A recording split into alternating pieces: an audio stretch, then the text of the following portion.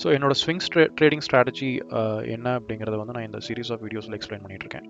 அதில் வந்து ஃபர்ஸ்ட் வந்து பேசிக்ஸ் ஆஃப் சார்ட்ஸ். ஸோ இதில் வந்து ரெண்டு தான் நான் கவர் பண்ணணும் அப்படின்னு நினைக்கிறேன். ஒன்று கேண்டில் ஸ்டிக்ஸ், இன்னொன்று trend levels. So candle sticks அப்படின்னு கேண்டில் ஸ்டிக் அப்படின்னு நான் சொன்னோன்னே நான் கேண்டில் ஸ்டிக் பேட்டர்ன்ஸ் எல்லாத்தையும் நான் கவர் பண்ண போகிறது இல்லை. ஸோ லிட்டரலி எனக்கு தெரிஞ்ச ஒரு 40 கேண்டில் ஸ்டிக் பேட்டர்ன் அதை வச்சு ஒரு பெர்முடேஷன் காம்பினேஷன் போட்டோம்னா 100க்கு மேலே காம்பினேஷன்ஸ் வரும். இது எல்லாத்தையும் புரிஞ்சுக்கிட்டு தான் நம்ம ஸ்விங் ட்ரேடிங் பண்ணணும், இல்லை எந்த ட்ரேட் பண்ணணும்னாலும் எனக்கு தெரிஞ்சு யாருனாலையும் பண்ண முடியாது. So it's just theory. ரொம்ப சிம்பிளாகவே நம்ம இதை அப்ரோச் பண்ணலாம். ஸோ ஃபஸ்ட்டு கேண்டில் ஸ்டிக்னா என்ன அப்படிங்கிறத நம்ம முதல்ல புரிஞ்சுக்கலாம். ரொம்ப சிம்பிள். ஸோ ஒரு கேண்டில் ஸ்டிக் அப்படிங்கிறது இவ்வளோ தான். இது பேசிக்கலி வந்து ஒரு பர்டிகுலர் அசெட்டோட பீட் ஈக்விட்டி ஒரு டெரிவேட்டிவ் ஒரு கமாடிட்டி ஒரு கிரிப்டோ வாட் எவர், அந்த பர்டிகுலர் அசெட்டோட ப்ரைஸ் மூமெண்ட்டை கேண்டில் யூஸ் பண்ணி நம்ம மார்க் பண்ணுறோம் சார்ட்டில், இவ்வளோதான். ஸோ இது எப்படி மார்க் ஆகுது அப்படிங்கிறது so it starts from one point, right, and then it cross.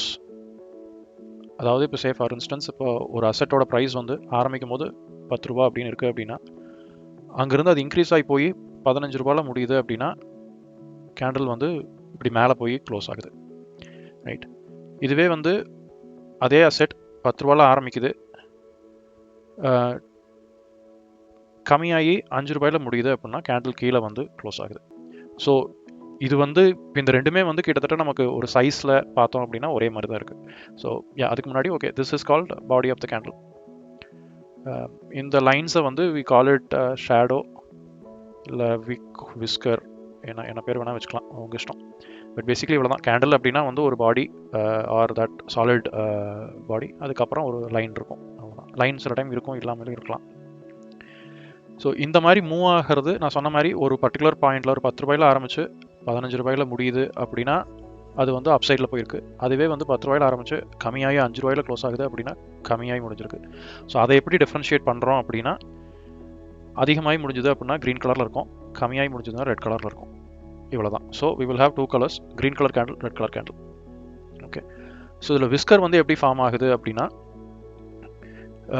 So whisker நம்ம புரிஞ்சுக்கிறதுக்கு முன்னாடி நமக்கு வந்து time frame of a candle நம்ம புரிஞ்சுக்கணும். So time frame of a candle அப்படிங்கிறது வந்து நம்ம நார்மலாக நம்ம இந்தியன் இதில் நம்ம பார்க்கும்போது 1 மினிட் மினிமம்லேருந்து ஆரம்பிக்குது. ஸோ 1 மினிட்லேருந்து 2 மினிட்ஸ் ஜெரோதாவில் போனோம்னா, இப்போ ஜெரோதா இல்லை ட்ரேடிங் நீங்கள் எந்த பிளாட்ஃபார்ம் யூஸ் பண்ணுறீங்களோ அதில் வந்து டைம் ஃப்ரேம்ஸ் வந்து வேரி ஆகும். ஸோ 1 மினிட்ல ஆரம்பித்து நமக்கு வந்து மந்த் இயர் வரைக்கும் இருக்குது. ஸோ பட் லாஜிக் வந்து ஒன்று தான், என்ன டைம் ஃப்ரேம் சூஸ் பண்ணுறோம். For instance 1 minute time frame choose பண்ணுறோம் அப்படின்னா அது என்ன மீன் ஆகுது அப்படின்னா, இப்போ காலையில் 9:15 மார்க்கெட் ஓப்பன் ஆகுது. ஸோ ஏதோ ஒரு ஸ்டாக்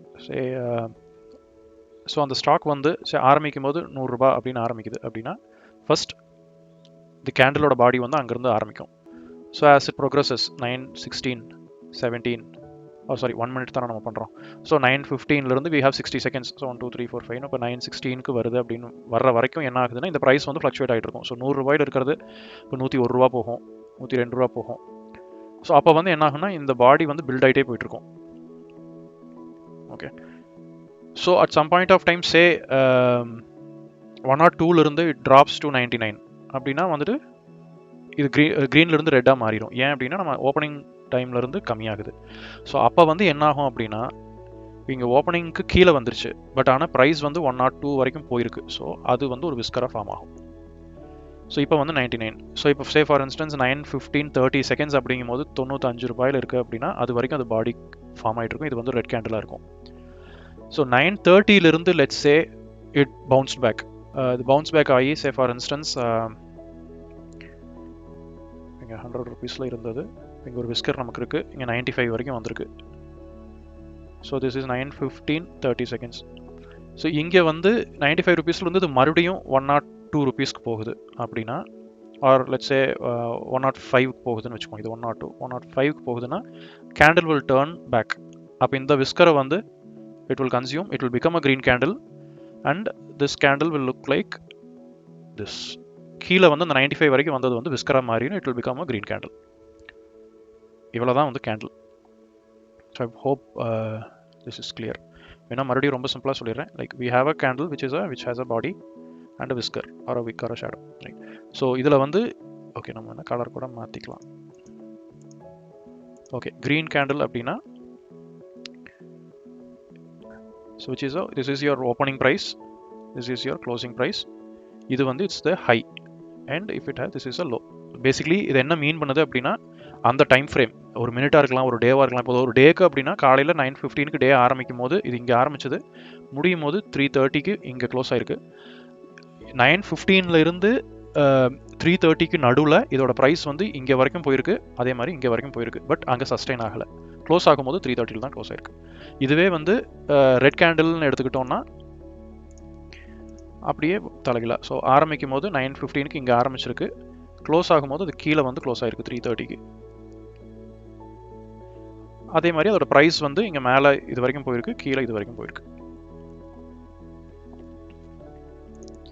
ஸோ இதிலிருந்து ஒரு சின்ன ஒரு கான்செப்ட் மட்டும் நான் சொல்லணும் அப்படின்னு நினைக்கிறேன். இது ரொம்ப காம்ப்ளிகேட் பண்ண விரும்பலை, பட் இது தெரிஞ்சுக்கிறது வந்து நல்லது. ஸோ இந்த மாதிரி வந்து விஸ்கர் ஃபார்ம் ஆகிறது இல்லை வந்து இந்த மாதிரி கேண்டில்ஸ் ஃபார்ம் ஆகிறது வந்து நம்ம என்ன புரிஞ்சுக்கலாம் அப்படின்னா, ஸோ இந்த பாடி வந்து எவ்வளோவுக்கு எவ்வளோ பெருசாக இருக்கோ அவ்வளோவுக்கு அவ்வளோ மொமெண்டம் வந்து ஸ்ட்ராங்காக இருக்குதுன்னு அர்த்தம். இப்போ க்ரீன் கேண்டிலில் வந்து ஒரு பெரிய கேண்டில் ஃபார்ம் ஆகுது அப்படின்னா ப்ரைஸ் மூவ்மெண்ட் வந்து அப் சைடில் வந்து நல்ல மொமெண்டம் காட்டுது அப்படின்னு நம்ம புரிஞ்சுக்கலாம். அதே மாதிரி ரெட் சைடில் காட்டுது அப்படின்னா பேரிஷ் சைடில் மொமெண்டம் காட்டுது அப்படின்னு புரிஞ்சுக்கலாம். இந்த விக் வந்து சின்னதாக இருந்தது அப்படின்னா, சே ஃபார் இன்ஸ்டன்ஸ் இப்படி ஒரு கேண்டில் இருக்குது, ரொம்ப சின்ன விக் இல்லை விக்கே இல்லை, ரொம்ப பிளைனாக இப்படி இருக்குது அப்படின்னா we can consider as a really good momentum. அதாவது வந்து ஒரு பெரிய வாலட்டிலிட்டி இல்லை அந்த பர்டிகுலர் டைம் ஃப்ரேமில். இப்போ ஒரு நாளில் வந்து ஒரு டே சைஸில் ஒரு டே டைம் ஃப்ரேமில் வந்து ஒரு கேண்டில் இந்த மாதிரி ரொம்ப சின்ன விக்கில் ஃபார்ம் ஆகுது அப்படின்னா அது என்ன நம்ம புரிஞ்சுக்கலாம் அப்படின்னா, பெரிய வாலட்டிலிட்டி இல்லை அந்த ஸ்டாக்கில், எந்த சைடு அது மூவ் ஆகிட்டு இருக்குதோ அந்த சைடில் வந்து ரொம்ப டிட்டர்மைண்டாக மூவ் ஆகுது அப்படின்னு நம்ம அதை புரிஞ்சுக்கலாம். இல்லை ரொம்ப சின்ன கேண்டில் பாடி பட் ரொம்ப பெரிய விக் இருக்குது அப்படின்னா ரொம்ப வாலட்டைலாக இருக்குது, அப்போ வந்து அதோட மூவ்மெண்ட் வந்து எந்த சைடு இருக்க போகுது அப்படிங்கிறதுல வந்து மார்க்கெட் வந்து ஷூராக இல்லை அப்படின்னு நம்ம புரிஞ்சுக்கலாம். இது இன்னும் வந்து நம்ம கேண்டில் ஸ்டிக்ஸ்குள்ளே போனோம்னா இதை பற்றி ரொம்ப டீட்டெயிலாக புரிஞ்சுக்கலாம், பட் அது நமக்கு இப்போதைக்கு தேவையில்லை, அதனால நான் அதை ஸ்கிப் பண்ணிடுறேன். ஸோ நெக்ஸ்ட் நான் சொன்ன மாதிரி trend, support and resistance. So நான் முன்னாடியே சொன்ன மாதிரி ஸ்விங் அப்படிங்கிறது வந்து நமக்கு இப்படி தான் மூவ் ஆகுது மார்க்கெட். ஸோ அதில் வந்து ஒரு லோ இருக்குது அப்படின்னா அதை வந்து நம்ம சப்போர்ட் அப்படின்னு நம்ம ட்ரீட் பண்ணுறோம். அதாவது எந்த இடத்துல இருந்து மார்க்கெட் வந்து கீழே வந்து ரிவர்ஸ் ஆகி மறுபடியும் மேலே போகுதோ அதை வந்து நம்ம சப்போர்ட்னு சொல்கிறோம். அதே மாதிரி எந்த இடத்துல மார்க்கெட் வந்து மேலே போய் மறுபடியும் கீழே ரிவர்ஸ் ஆகுதோ அதை வந்து நம்ம ரெசிஸ்டன்ஸ்னு சொல்கிறோம். ஸோ ஒரு பர்டிகுலர் சார்ட்டில் பார்த்தோம்னா we will have multiple supports and multiple resistance. So இது எல்லாமே வந்து சப்போர்ட் லெவல், இது எல்லாமே வந்து ரெசிஸ்டன்ஸ் லெவல் கிடையாது. இதை வந்து நம்ம சப்போர்ட் பாயிண்ட், ரெசிஸ்டன்ஸ் பாயிண்ட் அப்படின்னு மட்டும் இப்போதைக்கு புரிஞ்சுக்கலாம். இது ஏன் வந்து தேவை அப்படின்னா ரொம்ப சிம்பிளாக நான் இதை சொல்லிடுறேன், பட் நம்ம அடுத்த இதில் வந்து இன்னும் டீட்டெயிலாகவே இதை நம்ம பற்றி பார்க்கலாம். ஸோ பேசிக்கலி இது ஏன் வந்து முக்கியம் அப்படின்னா, டெக்னிக்கல் அனாலிசிஸ் அப்படிங்கிறத பற்றி நம்ம தெரிஞ்சுக்க வேண்டிய ஒரு ரொம்ப முக்கியமான விஷயம் என்னன்னா, technical analysis is based on past. இதுக்கு முன்னாடி மார்க்கெட் எப்படி பிஹேவ் பண்ணியிருக்குதோ அதே மாதிரி இப்போவும் பிஹேவ் பண்ணும் அப்படிங்கிற ஒரு அசம்ஷன் தான் வந்து டெக்னிக்கல் அனாலிசிஸ். ஸோ இதுக்கு முன்னாடி மார்க்கெட் வந்து சே ஃபார் இன்ஸ்டன்ஸ் ஒரு பர்டிகுலர் ஸ்டாக் வந்து ஒரு 500 ரூபாயில் வந்து 500 ரூபாய்க்கு ரீச் ஆயிருக்கு. இப்போ 400 ரூபாயில் இருக்கிற ஒரு ஸ்டாக் வந்து 500 ரூபா வந்துட்டு அது மறுபடியும் கீழே ட்ராப் ஆயிடுச்சு. சரி, இது வந்து இப்போ 2023 இப்படி ஆச்சு அப்படின்னு வச்சுக்கோம். சே ஃபார் இன்ஸ்டன்ஸ் ஜூலை 2023 வச்சுக்கோம். இப்போ இதே ஸ்டாக் வந்து இப்படி ஃபர்தராக மூவ்லாம் ஆகிட்டு இப்போ ஜூலை 24 மறுபடியும் வந்து 500 rupees லெவல்கே வந்திருக்கு அப்படின்னா இந்த இடத்துல வந்து டெக்னிக்கல் அனாலிசிஸ் பண்ணி நம்ம என்ன புரிஞ்சுக்கிறோம் அப்படின்னா, it can repeat, history can repeat. அதாவது வந்து இதுக்கு முன்னாடி இந்த இடத்துல ரிவர்ஸ் ஆயிருக்கு, ஸோ இது ரிவர்ஸ் ஆகிறதுக்கான சான்சஸ் இருக்குது. இவ்வளோதான். இதை தான் வந்து நம்ம டெக்னிக்கல் அனாலிசிஸோட அவுட்கமாக நம்ம புரிஞ்சுக்கிறது. ஸோ டெக்னிக்கல் அனாலிசிஸ்க்கும் ஃபண்டமெண்டல் அனாலிசிஸ்க்கும் இருக்கிற பெரிய டிஃப்ரென்ஸே இதுதான். அதாவது technical analysis looks at the past, இதுக்கு முன்னாடி என்ன நடந்திருக்கோ அதை வந்து இன்னைக்கு ரிப்பீட் ஆகும் அப்படின்னு நம்ம புரிஞ்சுக்கிறது டெக்னிக்கல் அனாலிசிஸ். இதுவே ஃபண்டமெண்டல் அப்படிங்கிறது வந்து இன்னைக்கு இருக்கிற நம்பர்ஸை வச்சு நாளைக்கு வந்து இந்த ஸ்டாக் என்ன பண்ணும் அப்படின்னு நம்ம ப்ரெடிக்ட் பண்ணுறது வந்து ஃபண்டமெண்டல் அனாலிசிஸ். ஸ்விங்குக்கு வந்து டெக்னிக்கல் அனாலிசிஸ் மட்டும்தான் நம்ம பண்ணுறோம். ஸோ ஐ ஹோப் இது வந்து கிளியராக இருக்குது அப்படின்னு. ஸோ ட்ரெண்ட் அப்படிங்கிறது இவ்வளோ தான். ஸோ பேசிக்கலி இன்னொன்று ரொம்ப சிம்பிள், லைக் ஒரு ஸ்டாக் வந்து ப்ரைஸ் அதிகமாகிட்டே போயிட்டுருக்கு அப்படின்னா we call it up trend, கம்மியாகிட்டே போயிட்டுருக்குன்னா டவுன் ட்ரெண்ட். இதெல்லாம் ரொம்ப பேசிக்ஸ், எல்லாத்துக்குமே தெரிஞ்சிருக்கும்.